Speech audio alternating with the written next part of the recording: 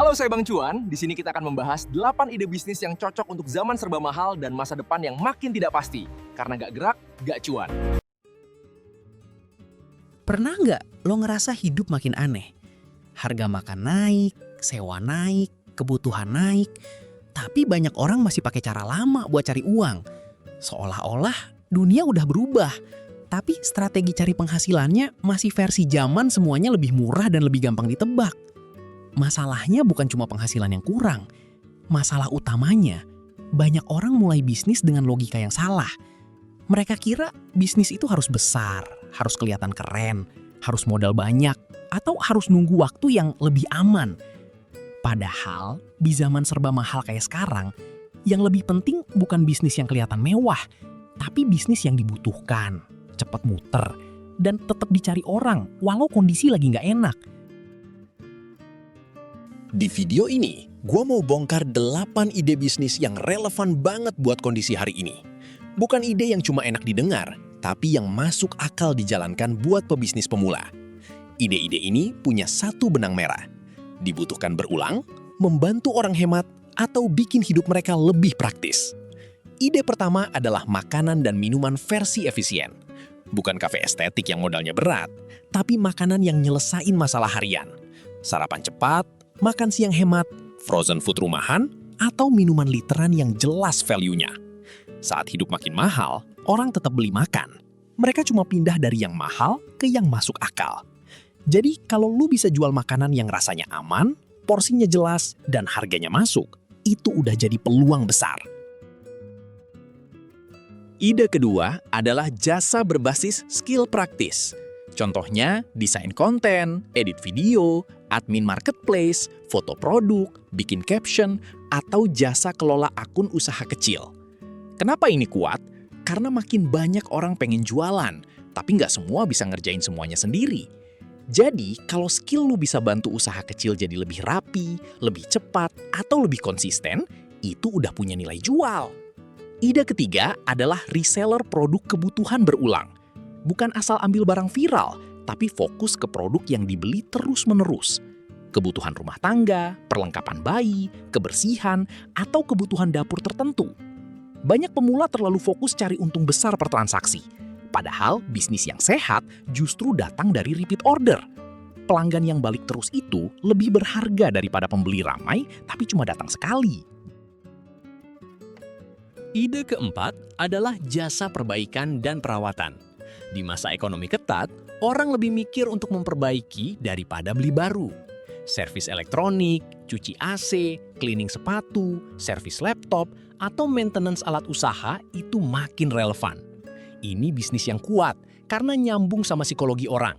Mereka lebih rela bayar buat menyelamatkan barang yang sudah mereka punya daripada keluar uang besar buat beli baru. Ide kelima adalah edukasi praktis yang langsung bisa dipakai. Bukan teori panjang, tapi skill yang bikin orang bisa nambah penghasilan atau hemat biaya. Misalnya, kelas bikin konten jualan, kelas foto produk pakai HP, atau cara pakai AI untuk kerja harian. Orang hari ini nggak cuma cari hiburan, mereka cari alat.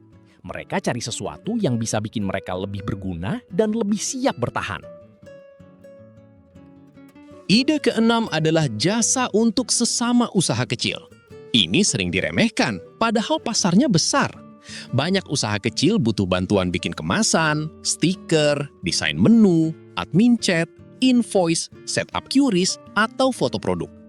Kalau jasa lu bisa bantu mereka jualan lebih rapi dan lebih efisien, maka lu bukan sekadar biaya. Lu jadi bagian dari alat produksi mereka. Ide ketujuh adalah bisnis yang bantu orang lebih hemat. Ini penting banget di zaman sekarang.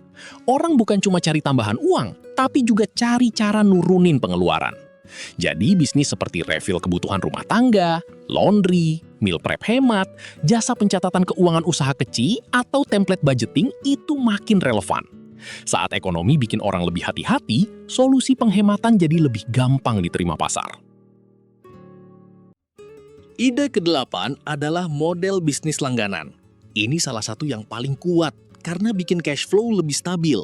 Misalnya paket desain bulanan, jasa admin mingguan, refill rutin, frozen food mingguan, atau maintenance bulanan. Banyak orang senang ngejar closing baru terus, tapi lupa bikin sistem supaya pelanggan balik lagi.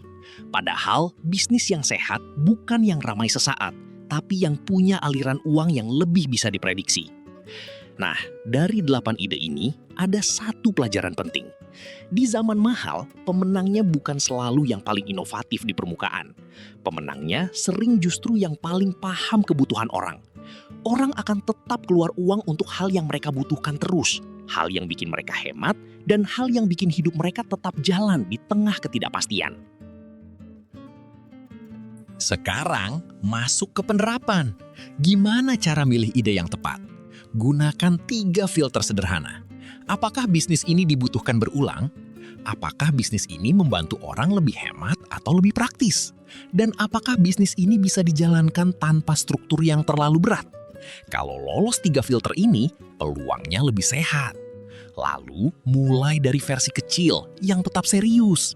Jangan langsung banyak menu, banyak layanan, atau stok terlalu besar. Mulai kecil bukan berarti asal-asalan. Mulai kecil itu artinya lo menekan resiko sambil membaca pasar. Dari situ, lo bisa lihat produk mana yang paling dicari, harga mana yang paling diterima, dan bagian mana yang paling bikin capek. Setelah itu, tentukan angka minimum bisnis lo. Jangan cuma bilang, yang penting jalan dulu. Lu harus tahu minimal berapa order yang bikin usaha ini masuk akal. Misalnya, laba bersih per produk Rp10.000 dan target tambahan penghasilan lu Rp3 juta per bulan. Berarti lu butuh 300 penjualan per bulan. Begitu angka ini jelas, bisnis jadi nggak abstrak lagi. Lu jadi tahu apa yang harus dikejar setiap hari. Yang berikutnya, bangun sistem pembelian ulang dari awal. Simpan data pelanggan, follow up, bikin bundling, atau tawarkan paket mingguan dan bulanan.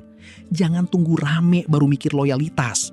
Justru pelanggan yang balik itu yang bikin bisnis lu punya napas. Satu hal lagi yang wajib, pisahkan uang bisnis dan uang pribadi.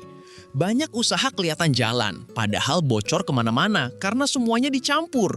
Dari awal, punya rekening atau dompet digital khusus usaha. Biar lo tahu mana modal, mana laba, dan mana uang yang boleh dipakai. Terakhir, bangun ritme kerja yang tahan lama. Jangan bisnis lu bergantung sama semangat doang. Bikin sistem yang tetap jalan walau mood lagi turun.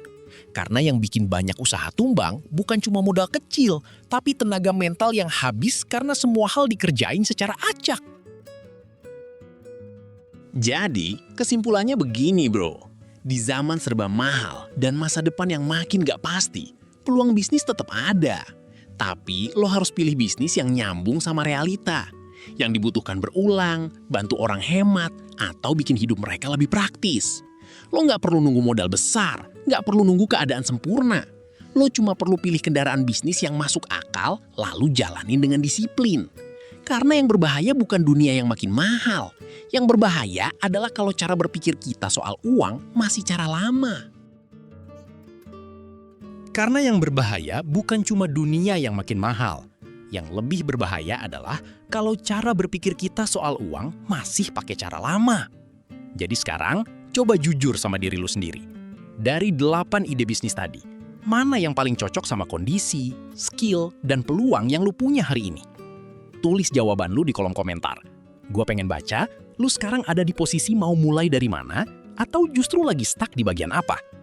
Dan kalau lu suka konten kayak gini, yang ngebahas bisnis, uang, dan strategi bertahan di zaman susah dengan cara yang realistis dan membumi, jangan lupa subscribe channel ini. Karena di channel ini, kita nggak cuma ngomongin mimpi jadi kaya, tapi kita belajar bangun cara berpikir yang bikin lu lebih kuat secara finansial, lebih tenang, dan lebih siap menghadapi masa depan. Kita ketemu di video berikutnya.